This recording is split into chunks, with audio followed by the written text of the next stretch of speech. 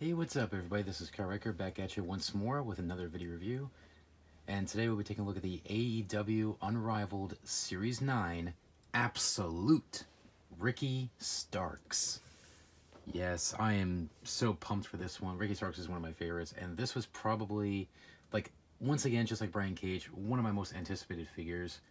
I've been wanting them to make.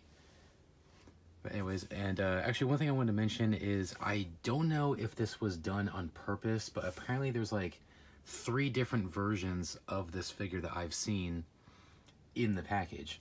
One is like basically the one I have where his head is like pointing downwards a little bit. Then there's some which I think which is in the stock images on Ringside Collectibles and Amazon where his head is straight forward. He's not looking down like mine is. And then there's some I've seen where his head is actually rotated sideways.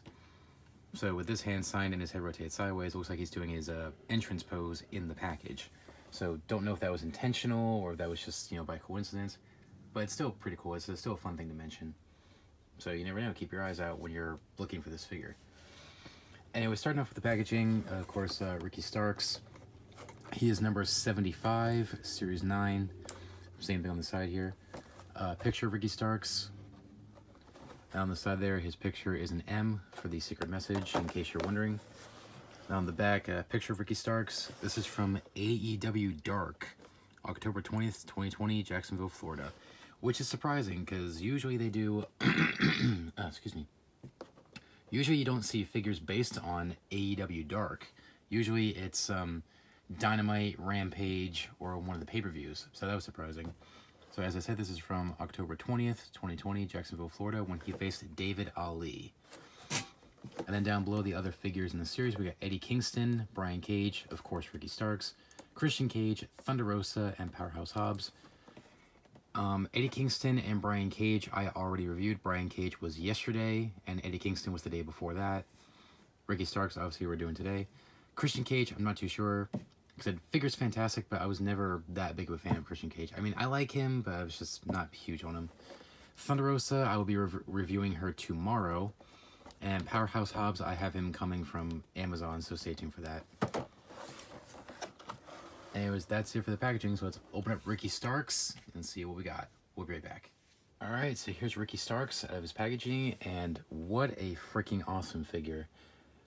Personally, in my opinion, I think this might be the best figure of the series. Well, at least so far out of the ones that I've, you know, gotten and reviewed. But I still think he's probably my favorite figure out of the series. I mean, this figure is fantastic. Alright, first up, his accessories. He comes with kind of the same thing as Eddie Kingston, where he comes with 3 pairs of hands. Yep, 3 pairs of hands. He has the his hands for his entrance, the hand signs. And a pair of fists, and the standard gripping hands. So cool, I think that's kind of funny. Anyways, now on to the face, which I think this is a great, fantastic head sculpt. I mean, it looks just like him. The expression's kind of goofy, but hey, it's the expression he's doing on the package. So, hey, it's accurate. So I can excuse that. He's got his chain, which is the same mold as the Darby Allin chain. It's the same. I mean, if you want to take it off, you know, when he's wrestling, you can just pop the head off. Piece of cake. Then moving down, of course, he's got his elbow pad. Good torso choice. Not too big, not too skinny. But his skin tone needs to be maybe a tad bit darker. I don't know, at least from the picture. Got the wrist tape or arm gauntlets. Looks very good. Like the color scheme on it.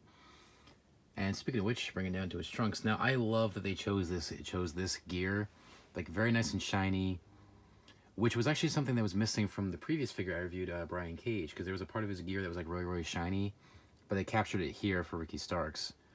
It's got the chains. Has the RS on the front. And then it says Starks on the back. Very, very cool. I love this color scheme. Like, it very shiny, really stands out.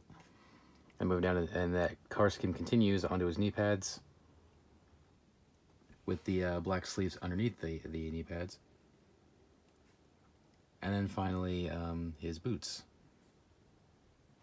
It's just standard black and white. And once again, I think this might be a new mold. I don't think I've ever seen this mold. Anyways, so very great figure. Bravo Jazzwares. Like, I don't think they can top this. Like, I honestly cannot see them making a Ricky Starks figure better than this. Unless they did, like, a, maybe his little smirk here, you know, for a different head sculpt. But other than that, I don't see how they can top this. For comparison, here he's with his former stablemate in the Team Taz stable, the Machine, Brian Cage. There you go. They look pretty good together, and I think they're pretty good in scale. Articulation, pretty standard for the AEW figures. Some people say this is the most flexible figure of not just the wave, but one of the most flexible figures of the AEW line, but we'll see about that. Anyways, head rotates 360. Of course, has the hinge at the neck, so it can go down and up, as you saw. Arms, 360, in and out. Bicep, double jointed elbow. The elbow pad hinders it a little bit. Rotate the wrist and then hinge at the wrist. Of course, has the upper torso joint, can go you know, forward and back, side to side. Slight swivel waist, but it's mainly the rubber that hinders it. Legs forward and back, in and out. Rotate the thigh. Double jointed knee, swivel the boot, hinge at the ankle, and then the ankle pivot. So yeah, the people are right. He is pretty flexible. I don't think he's the most flexible figure of the AEW line, but he's still very flexible, which is very needed for some of the moves he does. And plus, he is a pretty athletic guy in the ring, so you definitely need a lot of these poses. So, excellent. So great flexibility on that. Because if I had to be picky, maybe his skin tone could have been a tad bit darker, but I don't know. Maybe that's just what I see in the picture from the lights, I guess. It still looks great. Might be the best figure of the series, at least from what I've reviewed so far. Excellent figure. So, quick final thoughts. Overall, I absolutely love this figure. Jazzwares pretty much knocked it out of the park. Only real issue with it is maybe the skin tone could have been a tad bit darker, maybe, judging by the picture.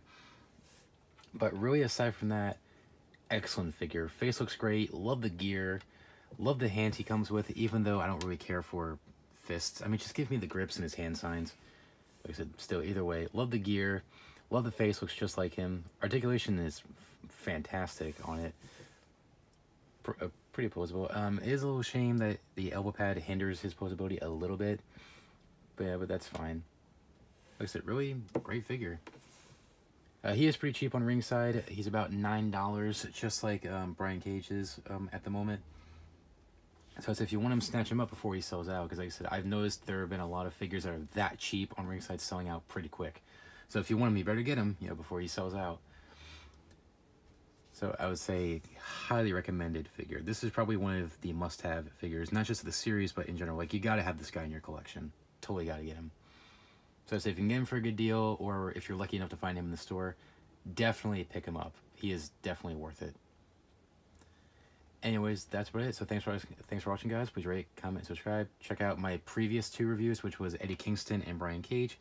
Stay tuned for tomorrow's review, which will be Thunder Rosa. And also stay tuned for a future review of Powerhouse Hobbs. And also check out my AEW figure reviews playlist to check out every AEW figure review I've done up until this point. And also stay tuned for more reviews of WWE action figures, AEW action figures, toy hunts, stop motions, and more. So be sure to subscribe and turn on your notifications so you don't miss it. Anyways, thanks for watching, guys. Please rate, comment, and subscribe. And until next time, remember, you can't touch my dream, and you can't touch my soul. I'm out. Take care, guys. Bye.